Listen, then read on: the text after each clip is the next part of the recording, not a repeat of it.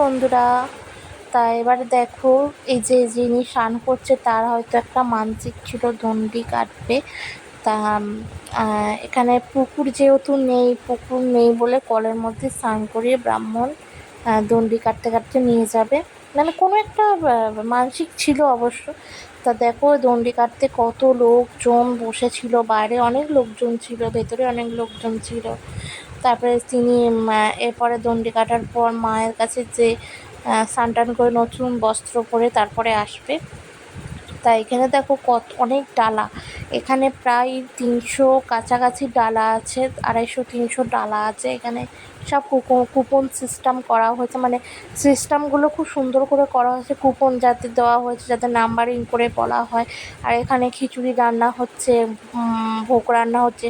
এই প্রায় 5-6 হাঁড়ি রান্না হয়েছে এরকম, মানে সবাইকে ভোগ দেওয়া হয়েছে। লাস্টে আমরা সবাই মিলে ভোগ দিয়েছি, কিন্তু সেই ভিডিওটা করা হয়নি। এই দেখো আমার ছেলের কাণ্ড, আমার ছেলে তো ঢাক নিয়ে পড়েছে, সারাটা দিন শুধু ঢাক বাজাবে, এত ভালোবাসে ঢাক বাজাতে। তারপরে দেখো এখানে মানে যারা অঞ্জলি দেবে তারা ঠিক বসে পড়েছে, আমিও ছিলাম ওখানে, সবাই ভিডিও করছে, কেউ পুজো। তো যারা দেখতে ভালোবাসে তারা তো ওখানে বসেছে, বাইরেও কিছুজন বসছে, ভেতরে জায়গা হয়নি বলে।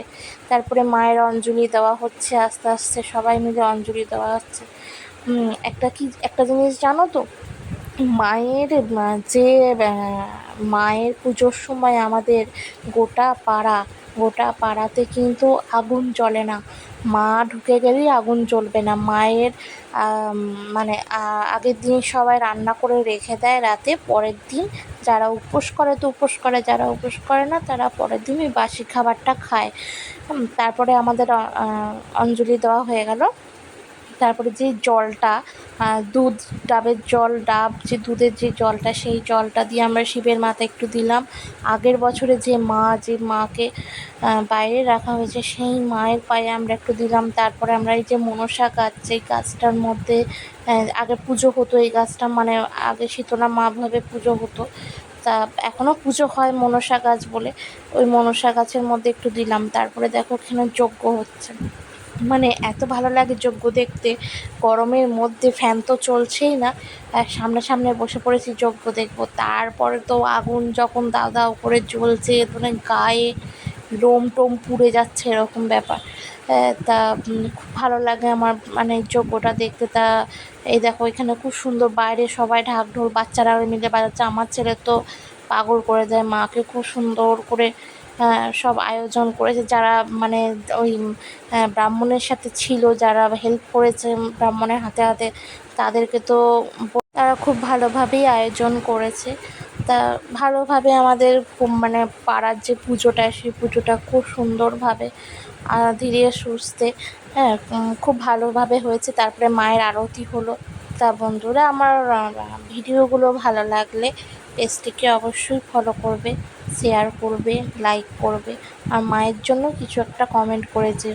মানে মা সবার মা, এ মা জাগ্রত মা, মানে আর কি বলবো, মানে মানে অপূর্ব মা, এরকম ব্যাপার।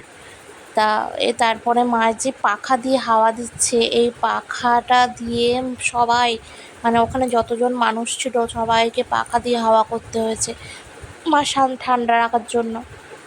কেন, অনেক সময় তো রোগ ব্যাধি চারিদিকে হয়, ওই জন্য মা ঠান্ডা করে। তা বন্ধুরা, আমার ভিডিওটি ভালো লাগলে অবশ্যই লাইক করবে। তা এই পর্যন্তই আমি ভিডিওটা করেছি। তারপরে তো আমরা সব ডালা তারপরে দেওয়া হলো, সব নাম্বারিং ডেকে ডেকে ডালা দেওয়া হয়েছে, খিচুড়ি দেওয়া হয়েছে, সেই সব তো ভিডিও তুলতে পারিনি, কিছুটা নিজের ইসের জন্য। তা বন্ধুরা, এখানে আমি ভিডিওটা শেষ করলাম।